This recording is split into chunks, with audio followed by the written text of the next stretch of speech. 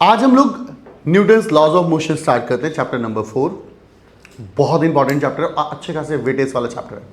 अच्छे खासे पुली problems, frictions, block problems, बहुत सारे तरीके के न्यूमेरिकल्स इसमें से बनते हैं और इजी न्यूमेरिकल्स होते हैं।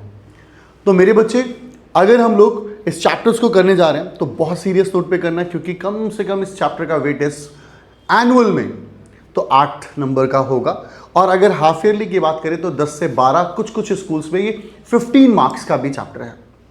तो चलिए मेरे बच्चे, इस चैप्टर को स्टार्ट करते हैं इजीएस्ट वे में। मैं हूं आपका राकेश पांडे और स्वागत करता हूं अपने प्यारे से चैनल आरपी फिजिक्स में। मेरा बेटा, आज हम लोग स्टार्ट करेंगे एनएलएम में सबसे पहला टॉपिक फोर्स। एनएलएम की बात करूं तो एनएलएम का मतलब है न्यूटन्स लॉज ऑफ मोशन। मैं बात कर रहा हूं अगेन मोशन की।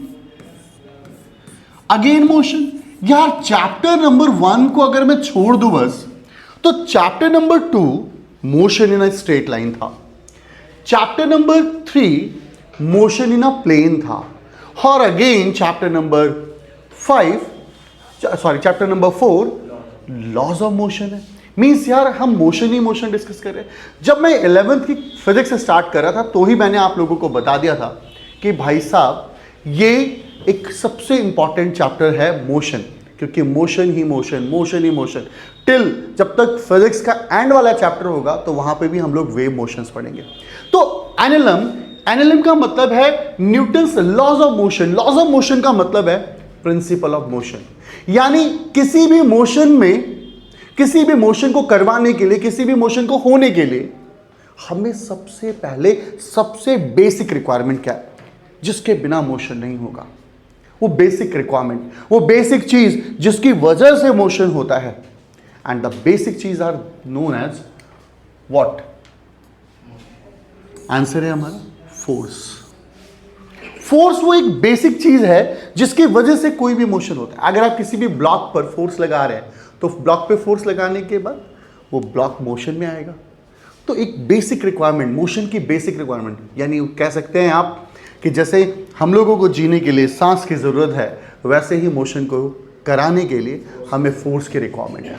तो मेरा बेटा, फोर्स है क्या? फोर्स एक एक्सटर्नल एजेंसी है which is in the form of push और पुल। या तो वो पुश के फॉर्मेट में लगेगी या वो पुल के फॉर्मेट में लगेगी। This is all about the force. या तो पुश के फॉर्मेट में होगा या पुल के फॉर्मेट में होगा। चलिए ठीक है, यहां तक ये भी कहानी समझ में आई। अब यहां पर अगर हम इसके यूनिट की बात करें तो इसका यूनिट होता है न्यूटन, और इसको आगे हम और भी तरीके के यूनिट्स में डिफाइन करेंगे फोर्स के। फोर्स क्या क्या कर सकता है? फोर्स एक बॉडी का शेप चेंज कर सकता है, फोर्स एक बॉडी को मोशन में ला सकता है, फोर्स एक मोशन वाली बॉडी को रोक सकता है। मतलब फोर्स में बहुत सारे एक्शंस हैं जिसकी वजह से, फोर्स की वजह से बहुत सारे एक्शंस हो सकते हैं। तो अब इसी कहानी को आगे बढ़ाते हुए ज़्यादा आगे चलते हैं और सबसे पहला पॉइंट पढ़ते हैं, पॉइंट मास। हम सब ने पॉइंट ऑब्जेक्ट पढ़ा था, एक ऐसा ऑब्जेक्ट जो अपने साइज से ज्यादा डिस्टेंस ट्रैवल करता है, उस ऑब्जेक्ट को हम लोग पॉइंट ऑब्जेक्ट कहते हैं। एक एग्जांपल, एक ट्रेन अगर एक पॉइंट ए से पॉइंट बी पे जाती है तो वो पॉइंट ऑब्जेक्ट कहलाते हैं, क्योंकि एक ट्रेन अपने साइज से ज्यादा डिस्टेंस ट्रैवल करती है। एक कार एक जगह से दूसरी जगह जाती है, वो एक पॉइंट ऑब्जेक्ट कहलाती है, क्योंकि अपने साइज से ज्यादा डिस्टेंस ट्रैवल करती है। This is all about the point object. अब पॉइंट ऑब्जेक्ट की जरूरत क्यों पड़ी? क्योंकि हमें किसी भी न्यूमेरिकल को सॉल्व करते वक्त हम पूरे ऑब्जेक्ट को एक सिंगल यूनिट मान के चलते हैं, एक छोटा सा ऑब्जेक्ट मान के चलते हैं, जिससे कि हमारे कॉम्प्लिकेटेड न्यूमेरिकल्स इजीली सॉल्व हो जाते हैं। सेम एज इट इज उसी कॉन्सेप्ट का यूज करते हुए हम पॉइंट मास का यूज करते हैं। पॉइंट मास भी कुछ नहीं है, एक ऐसा सेंट्रलाइज्ड मास, एक छोटा सा मास। छोटा मास नहीं होता वैसे, हाथी को भी हम पॉइंट मास कह सकते हैं, क्योंकि हम हाथी को एक ऑब्जेक्ट की तरह ट्रीट करेंगे, एक ऑब्जेक्ट की तरह ट्रीट करेंगे, ताकि हम किसी भी कॉम्प्लेक्स न्यूमेरिकल, उसके मोशंस को डिस्क्राइब करने के लिए, उसके पाथ को डिस्क्राइब करने के लिए हम मोशंस का यूज करते हैं। तो यहां पर क्या है? Object with a 0 dimensions considered as a point mass. Actually में सर, हाथी रियली एक 0 डायमेंशन है क्या? नहीं, बट हम उसे एक फ्रेम के रिस्पेक्ट में, फ्रेम मतलब, अब एक एग्जाम्पल देते हैं, एक बंदा बहुत दूर से या एरोप्लेन से एक ऑब्जेक्ट को देख रहा है, हाथी को ही देख रहा है, चलो हाथी कितना सा दिखेगा, शायद दिखे भी ना, बहुत दूर से। अब जैसे एग्जाम्पल, ये पेन मुझे बहुत बड़ा दिख रहा है, हो सकता है हयात को ये पेन बहुत छोटा दिख रहा हो, मतलब मेरे कंपैरिजन में छोटा दिख रहा हो, देवी को और छोटा दिख रहा हो, आकाश को और छोटा दिख रहा हो, है इट मे बी पॉसिबल। तो कहने का ये मतलब है, point mass is a mathematical concept to simplify the problems only. मतलब प्रॉब्लम को सिंप्लीफाई करने के लिए हम पॉइंट मास का यूज कर रहे होते हैं। होप सो यहां तक क्लियर है, कोई दिक्कत कोई परेशानी लग रही है आपको? आगे बढ़ते हैं। अब हमारे पास कुछ बेसिक कॉन्सेप्ट्स आते हैं। उन बेसिक कॉन्सेप्ट में जो सबसे इंपॉर्टेंट है मेरे बच्चे, चलिए ठीक है, मोशन हमने पढ़ लिया, मोशन के लिए एक बेसिक रिक्वायरमेंट हमें फोर्स की पता लगी। अब यहां पर दो साइंटिस्ट आते हैं, एक Aristotle fallacy and Galileo. Aristotle fallacy क्या कहता है कि अगर एक ऑब्जेक्ट को मोशन में रखना है, अगर हमें एक ऑब्जेक्ट को मोशन में रखना है तो उस पर कॉन्टिन्यूअस फोर्स लगाने की जरूरत है। ऑब्वियसली सही बात है, अगर हम एक ऑब्जेक्ट को कॉन्टिन्यूअस मोशन में रखना चाहते हैं तो उस पर कॉन्टिन्यूअस फोर्स लगाएंगे तभी तो वो ऑब्जेक्ट मोशन में रहेगा। अगर हमें साइकिल चलानी है तो कॉन्टिन्यूअस पैडल मारने की जरूरत है, तभी तो वो मोशन में रहेगा। अगर हमें पंखा चलाना है तो कॉन्टिन्यूअस लाइट देने की जरूरत पड़ेगी, तभी तो वो मोशन में रहेगा। तो वो सही तो कह रहा है। एरिस्टोटल फैलेसी ने कहा कि अगर एक ऑब्जेक्ट को कॉन्टिन्यूअस मोशन में रखना है तो कॉन्टिन्यूअस फोर्स लगाने की जरूरत है। बट गैलीलियो साहब ने कहा कि ऐसा कोई जरूरत नहीं है, आप विदाउट कॉन्टिन्यूअस फोर्स लगाए भी एक ऑब्जेक्ट को कॉन्टिन्यूअस मोशन में रख सकते हैं। अब आप कहेंगे how is it possible Pandey sir, ऐसा कैसे हो सकता है कि बिना एक ऑब्जेक्ट को कॉन्टिन्यूअस फोर्स लगाए हम कॉन्टिन्यूअस मोशन में कैसे रख सकते हैं? गैलीलियो ने अपने इस स्टेटमेंट में कहा, और आइए एक एक करके चीजों को समझाता हूं। सबसे पहले बात करते हैं Aristotle fallacy. According to him, on an external force is necessary, अरे जरूरत है to keep a body moving with a uniform velocity. एक बॉडी को कॉन्टिन्यूअस वेलोसिटी, यूनिफॉर्म वेलोसिटी में रखने के लिए हमें कॉन्टिन्यूअस फोर्स की जरूरत है। बट गैलीलियो साहब ने कहा, it was Galileo who first said that object move with a constant speed with no external force act on them।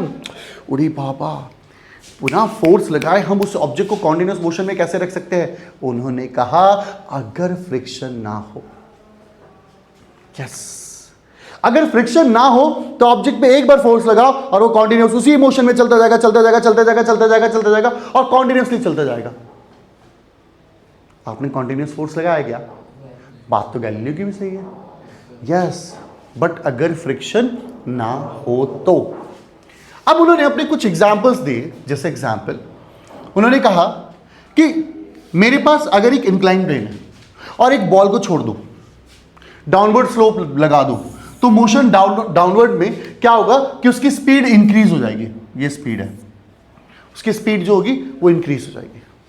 आप यहां से छोड़ोगे, कॉन्टिन्यूसली नीचे जाएगा वो, कॉन्टिन्यूसली नीचे जाएगा वो, हाँ है ना?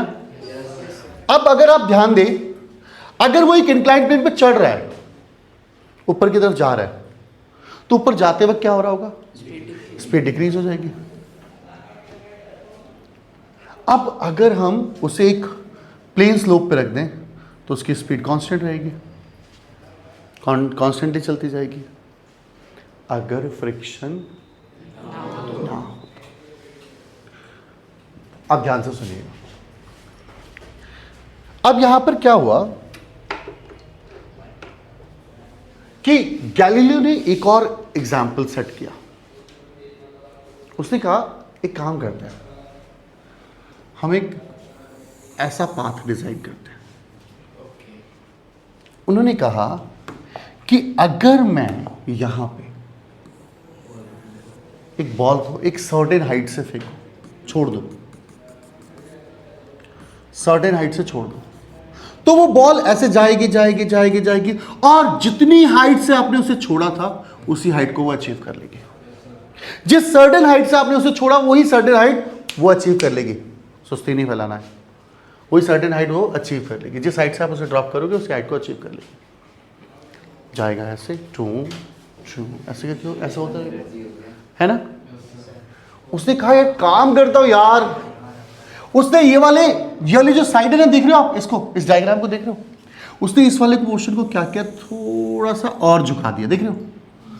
वो देखा हो सकता है बॉल बाहर निकल जाएगी, बट हुआ क्या, जिस हाइट से आपने बॉल को छोड़ा था उसी हाइट पे बॉल फिर रुक गई। अब गैलीलियो, ये मेरा ज्यादा पसंदीदा एग्जाम्पल है वाला। गैलीलियो ने क्या करा, कहा कि एक बॉल को एक सर्टेन हाइट से छोड़ता हूं, एक साइड को प्लेन कर देता हूं, प्लेन कर दिया उसने। अब उसने कहा कि एक बॉल को जब मैंने छोड़ा तो वो ball continuous continuous continuous motion में चलती गई चलती गई चलती गई चलती गई, जब तक चलती जाएगी जब तक कि उसको वो हाइट अचीव ना हो जाए।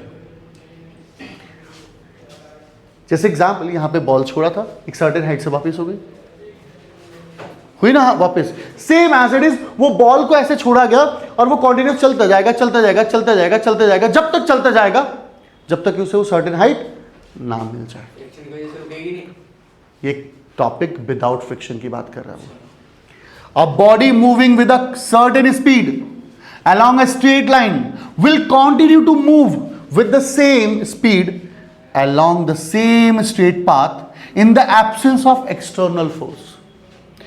एक्सटर्नल फोर्स के बिना ही सारा काम होता रहेगा, ये सारी चीजें एक्सटर्नल फोर्स के बिना ही होंगी। होप सो यहां तक बात क्लियर हो गई होगी। मुझे नहीं लगता कि कोई दिक्कत और कोई परेशानी वाली बात लग रही होगी आपको, पक्का।